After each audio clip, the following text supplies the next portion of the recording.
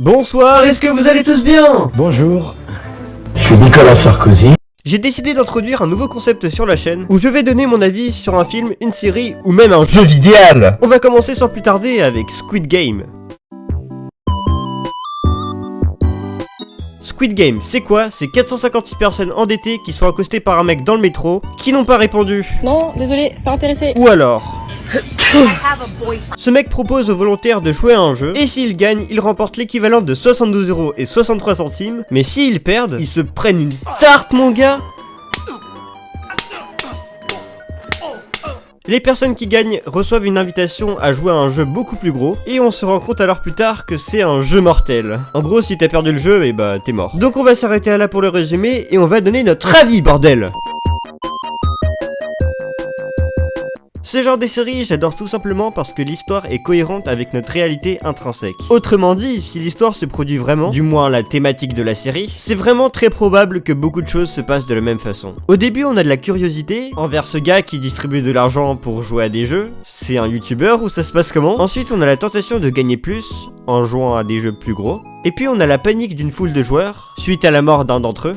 Enfin bref, j'adore quand c'est cohérent comme ça. Bon, je sais pas pour vous, mais pour moi, dès le début, ça m'a paru évident que c'était des milliardaires qui voulaient s'amuser. Enfin sinon, je vois pas énormément de solutions. Comment ils pourraient financer tout ça si ce serait pas des milliardaires? Et si on suppose que c'est des milliardaires, alors la seule solution, c'est qu'ils voulaient juste s'amuser. Donc de ce côté-là, c'était prévisible, mais pas de remords, parce que au moins c'est cohérent. Côté histoire, on suit aussi l'agent de police. Vous remarquerez d'ailleurs que je citerai pas certains noms, parce que soit je les ai oubliés, soit j'arrive pas à les prononcer. Donc l'agent de police, il s'infiltre sur l'île où se situe les jeux. Franchement c'est une bonne idée, mais je trouve ça dommage qu'on révèle tous les éléments dès la saison 1. On aurait pu avoir moins d'informations, ce qui aurait été plus intéressant pour la suite. On suit aussi l'épopée de la vie des joueurs et celle des gardes. Ça franchement c'est fun et j'ai rien à redire là-dessus. Pour ce qui est des jeux, tout était bien, sauf que je vois pas en quoi sauter sur des plaques, c'est un jeu d'enfant. Et le dernier jeu, c'est juste un moment où ils s'entretuent, donc bon. En vrai j'aurais voulu plus de jeux de stratégie et d'énigmes, ça aurait été bien. On peut d'ailleurs découvrir qu'il y a plusieurs éditions du Squid Game, de 1999 à aujourd'hui et aussi dans plusieurs